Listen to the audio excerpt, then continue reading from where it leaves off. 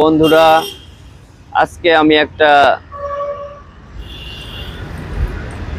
একটা বিষয় নিয়ে আলাপ করব।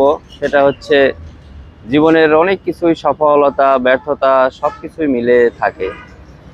সেরকম একটা কথা, সেক্স ও সফলতা একসাথে চলে না। তাই কোনো অসঙ্গত পুরুষ কখনো মহান হতে পারে না।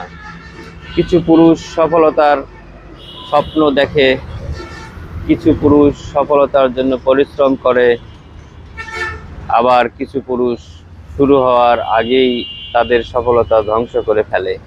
বন্ধুরা, আপনি জানেন কি, অনেক পুরুষ সবচেয়ে বড় বিভ্রান্তি হলো সেক্স।